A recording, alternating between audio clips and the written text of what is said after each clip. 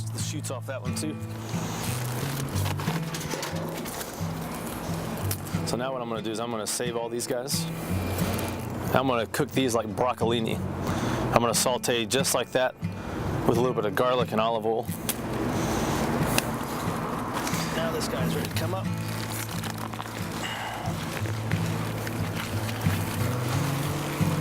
I wanna save as much soil as I can, because this is all mushroom compost. I love being downtown. I love the proximity, the location. But when you're by a student apartment complex and a gas station, every day I get in the garden and I find Black & Milds, I find Budweiser cans, Snicker wrappers, bubble gum. One day I found a microphone in the garden.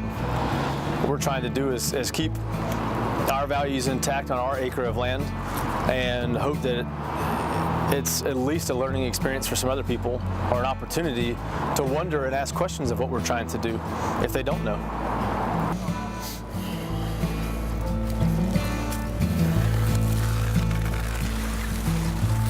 An acre is a tad smaller than a football field. So if you were to figure the size of a football field, that is normally the relative comparison that an acre always receives. So for us it was, how can I squish as many things as possible that may provide food for me on an acre in a downtown college town? And that was the challenge. Let's start with the menu, right where we left off, and let's talk about just a few dishes that we're adding.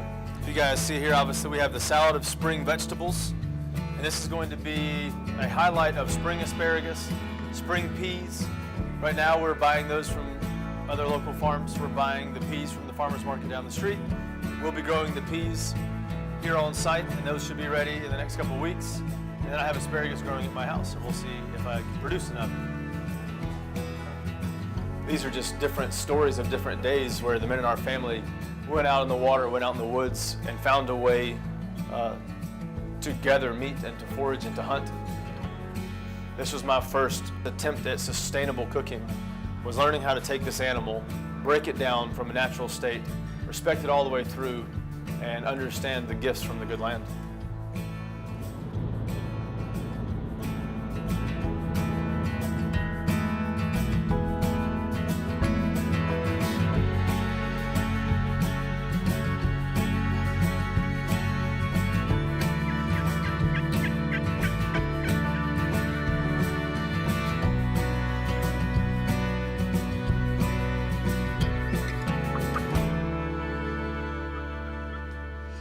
The way I think of it is the way I describe, craftsmanship to my cooks when they say, why are you so crazy about food, or why do you have to be so detailed? And my response to them always is, there's a million good cooks, but it's when you really care about it, it's when you really want to take a product and make it the best that you absolutely can, using your technique, using your judgment, your hands, your design, the way that you think something should be built on a plate.